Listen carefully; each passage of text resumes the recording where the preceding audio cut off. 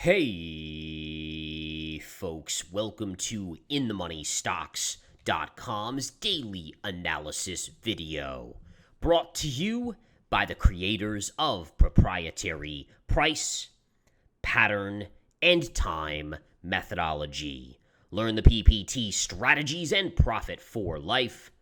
My name is Gareth Soloway, Chief Market Strategist here at InTheMoneyStocks.com. All right, everybody. Welcome back from the weekend on this Monday, January 18th, 2022. A bloodbath on Wall Street. Markets opened lower, trended mostly lower for the entire day, closing near the lows of the day here, folks. And again, really a pretty epic sell-off when all was said and done. S&P 500 down about 1.8%. The QQQ down 2.4% on the day. So a big sell-off on the Qs. Technology under pressure, making sense because the 10-year yield, get this, guys, the 10-year yield, 1.877%. Up big today, up 0.105. That is a big move in the bond market on yields. So again, the 10-year yield currently sitting at 1.877. That is well above the 1.75 high that we saw, it's been a while, at least almost a year ago at this point. And again, that is something that's going to continue to spook technology. Now, personally, I think yields are getting a little bit on the extended side near term. I could see us getting to 2%, but in all fairness, you get another day like today, and we're basically at 2% already. And then I do think you're going to see a pullback in yields, probably back to about 1.7%, maybe settling in for just a little while. That should give rise to a bounce in some of these beaten down names, which I continue to accumulate. And again, I will continue to do just that, folks. So again, today, after unloading DRV and Viacom, so taking good profits on those, congratulations to those that took those profits with me. I did add Mara, which is Marathon Digital. It's kind of a alternate kind of offshoot of Bitcoin in terms of what they do. And again, they're into the blockchain and stuff like that. Really good levels on this stock coming up and starting to accumulate, I think, is the right move. If we flip over to the daily chart, you can see that you're into a lot of support right here. There's a gap fill right here, which you're basically at. We're just about there. So there's a lot of support here. Maybe it goes a little bit lower to this gap fill down here, but ultimately, once it gets down there, I mean, at some point, it's going to have a monster bounce. Look at the fall on this thing from over $80 down to about $26. And we're talking about just since November. Just since November. Epic fall right there. Now, I also picked up Zoom today. I love the price action on Zoom. It did end down a couple dollars, but for a day where technology got brutalized, Zoom actually held up relatively well. And same thing, Zoom coming into some good support here. I do think it's due for a bounce. Again, just going back to August, this was a $400 stock, now at $157.70. I didn't add more on any of the other tech plays just yet, but please be aware that I do plan to do so. So on Peloton, which was only down about $1 and change today, if it drops down more, maybe into the $28 range, today the low was $29.11, I will absolutely be adding to that one. And the others as well. SE, I'm very close. Like if we got a gap down tomorrow on SEC Limited, I will add to that position as well, as that is a very, very big level. And I want to continue to accumulate in these lower ranges. All right, this is an opportunity that for me, I can't pass up. Too lucrative with the discounts that some of these stocks are trading at. It's not that, in all fairness, it's not that I don't believe they're going to eventually go lower, right? I mean, if we're really going into the bear market, I think we are going to go in and we're going to see the S&P down over 20% at some point this year, which is what I believe, then all these stocks will likely be lower then. But everything works on its kind of own momentum. And when you have such a sharp decline in names like SE or Peloton or, Square, for instance, at some point, they're going to have a snapback bounce. Now, we saw it last week with some of these as well. Like SE last week, same thing. Boom, had a monster bounce, then it kind of started to pull back again. That's all we're playing for here. We're playing for these quick moves, which can be 10 to 20% moves off of the lows. We get in, we get out, we say thank you very much, and we move on. All right, so again, very nice action there. Same thing on Affirm, AFRM. I mean, just a ridiculously sharp decline, trading down another 7% today. Take a look at this, guys, on Affirm. It filled this gap. It's even below that just a little bit. You're getting close to this major support. So much support. I mean, look at this area right here. By the way, on Affirm, this was where they announced a partnership with Amazon and it began its massive run up. So you're now getting that opportunity pre-Amazon deal to buy back in. And again, do I think eventually it's going to go lower? Yeah, because ultimately I think that if we do get into a recession and, the markets are down 20+%, then people that are buy now, pay it later, they're not going to pay back later, frankly. At least a lot of them won't.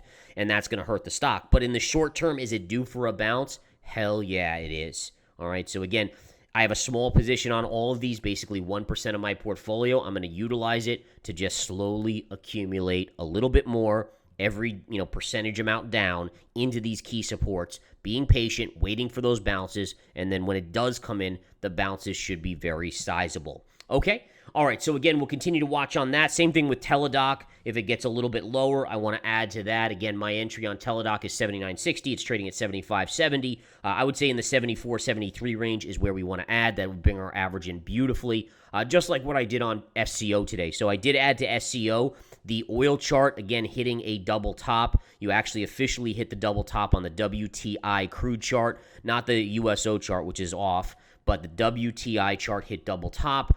Again, SCO added to that position, and it brought our average in beautifully. Now my average, again, is at $10.98, and even with a close at, around $10.12, you just get a 5% move down in oil, which is nothing considering the move up.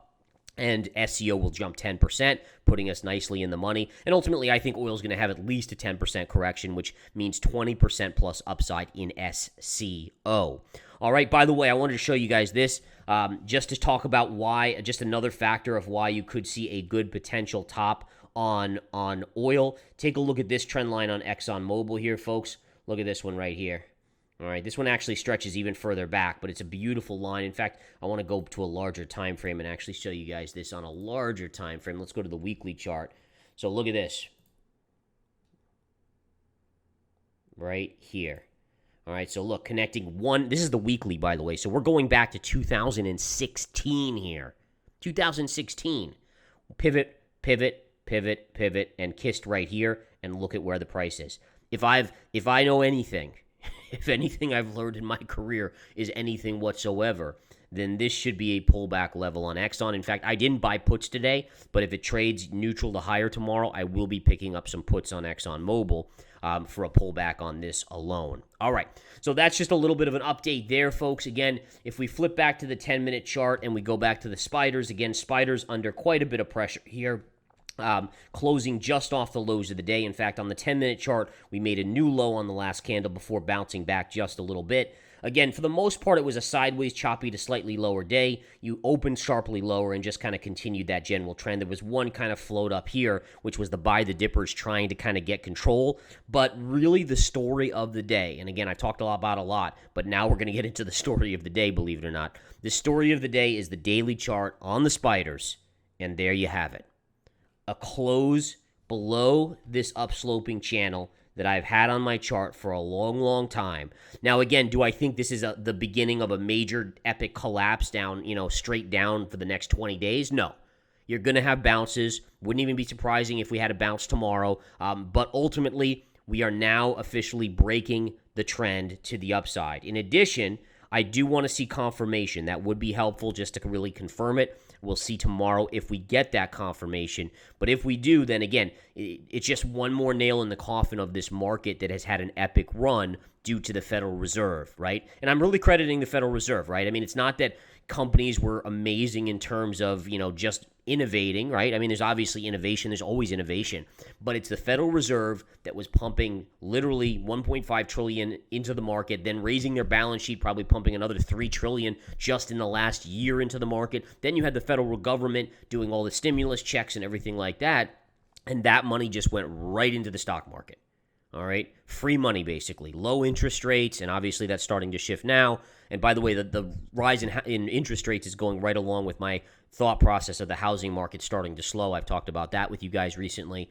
But the bottom line is, if the Fed is really tapering, which they are, and they anticipate being done with the full tapering by March and then potentially raising interest rates, it makes sense that the market would start to trend down. If the Fed is what caused it to go up, for such an extended period of time because of nonstop quantitative easing and printing of money, well, then obviously on the opposite side, it makes sense that you're going to see the reverse and the market's coming in. And really, in all due respect to the markets and a lot of analysts out there that remain bullish, how, when you look at this chart, can you not think that at some point you're going to break this? I mean, how long can we go up with this angle? And just to show you guys this, look at the longer trend. Let's go to the weekly chart here. All right, so here's your weekly trend. All right, going back to 2012, 2013. So if we just connect these highs, look at this, folks. Just connect this high to this high to this high. All right, that's your max uptrend. This was the market on steroids right here. So guess what? When this market does deflate, where are we going to bounce? Probably right there. Right there. That makes a lot of sense. I even think we could overshoot it after a bounce and maybe go down to the pre-COVID highs right here, because sometimes you hit the level bounce and then you even go lower in fear and panic. But again, if this bull market since 2009 was incredible. From 2009, this trend up was just absolutely incredible. But then it got even crazier with this move. And to think that this could continue, and so many analysts, I mean, again, so many analysts out there just talking it up like it will, I don't know what they're smoking, frankly. Doesn't make sense to me. And I think just if you use a logical ounce of a brain, you can understand why this market should come in. All right, and again, is today the beginning of it? Let's watch to see, does it confirm? Does it confirm? Then likely, yeah. I mean, this trend is broken, and you could say goodbye to it. All right, so anyways, wild stuff out there. All right, let's go to the Qs chart, guys. The Qs chart, which got saved on Friday, officially closed below as well. Nasty close, very close to the double bottom from a few days ago. If that breaks, then you have to think we're going to the daily 200 moving average. Let me pop that in here. You're actually not that far away from the daily 200. So you're actually getting pretty darn close to that. So keep an eye on that.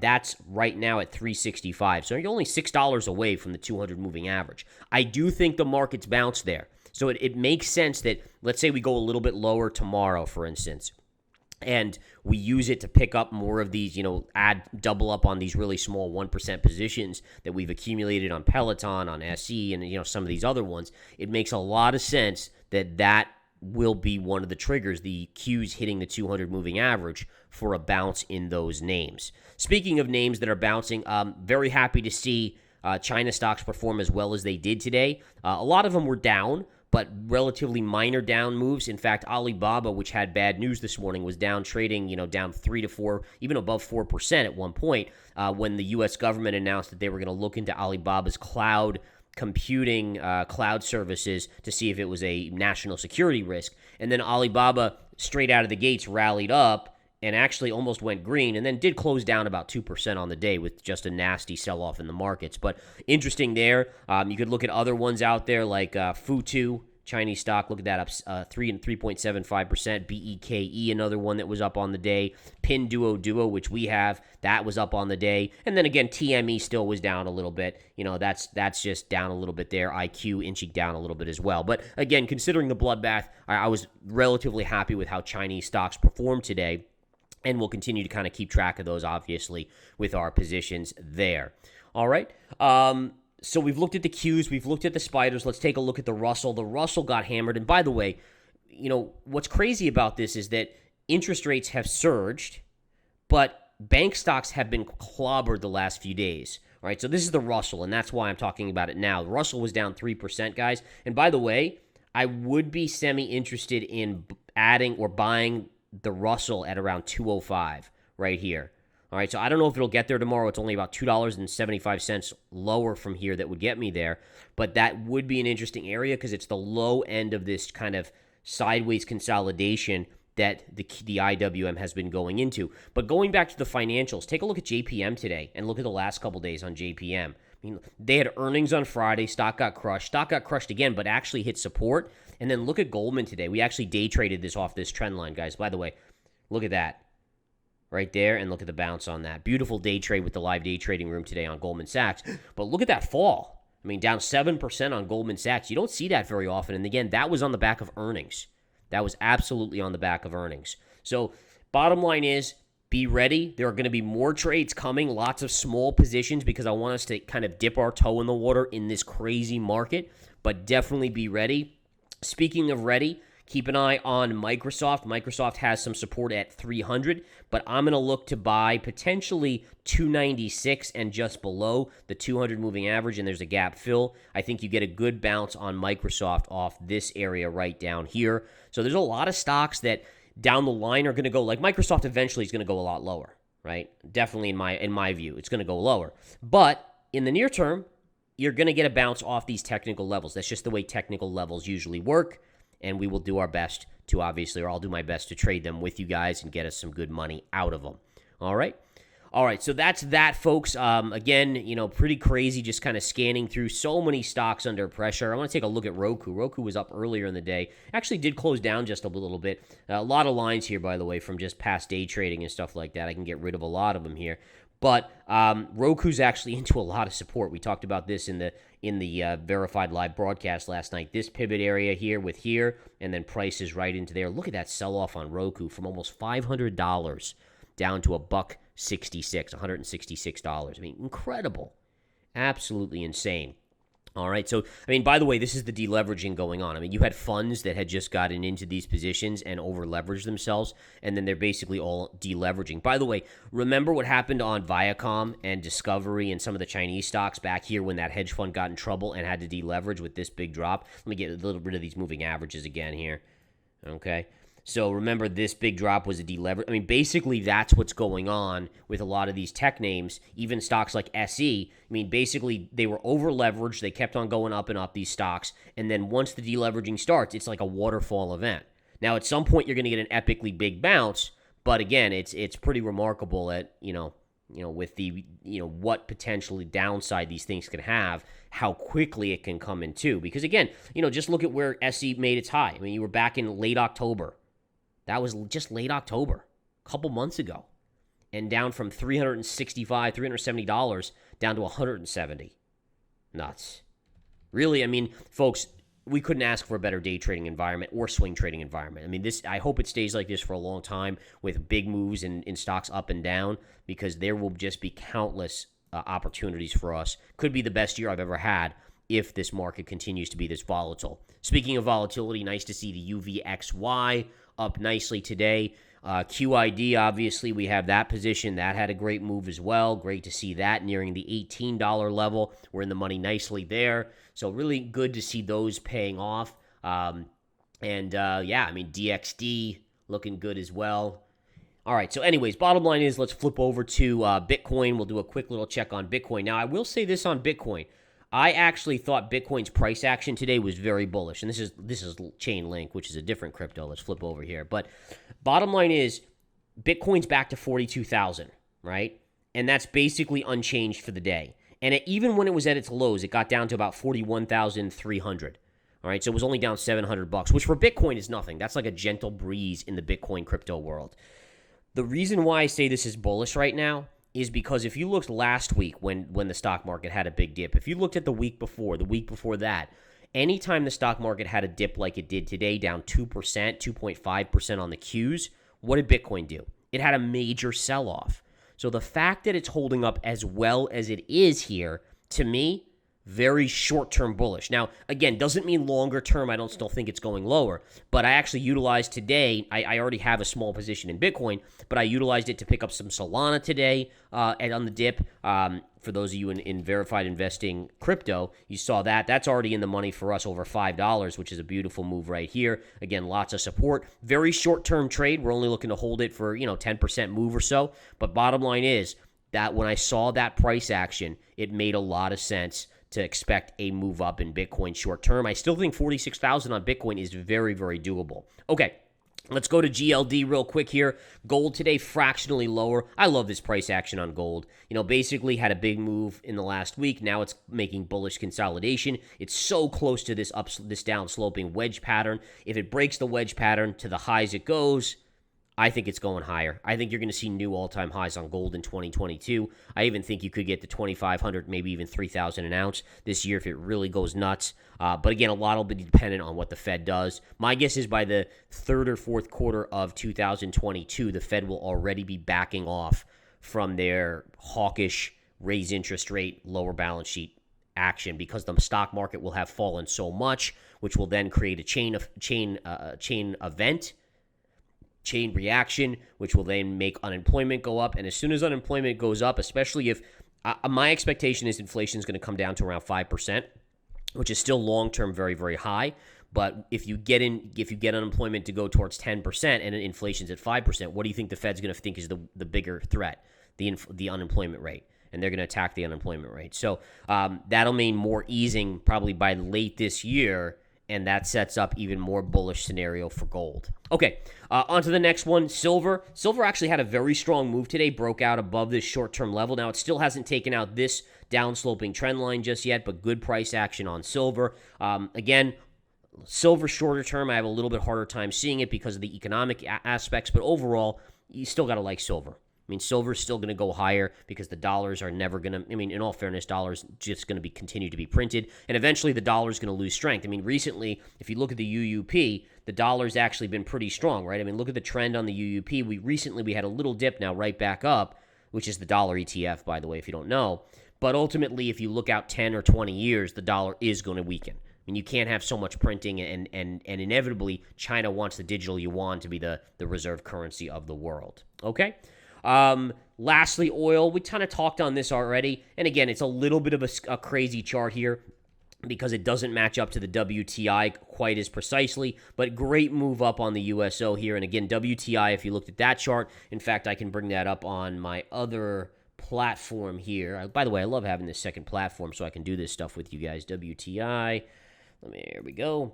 So you can see right up here, here's your daily chart, and you did pierce it a little bit. So you're just above that high, trading just above 86 a barrel. But there's your double top right there. Good pierce. Look at how extended WTI is in the short term. Really remarkable. So I do expect a pullback on WTI, and I do think that comes in sooner than later.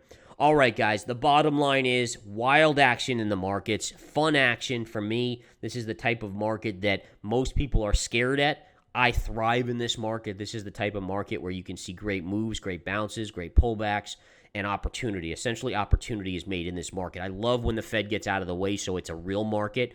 Now, it's more volatile than most people can stomach, but again, this is, when the Fed gets out of the way, that's when the real market shows itself, right? That's when the real, what's the real PE of the market? What should the S&P PE be? That's the question. So anyways, bottom line is you guys have a wonderful rest of your day. As always, thank you for being members, and I can't wait to see what happens tomorrow. Take care.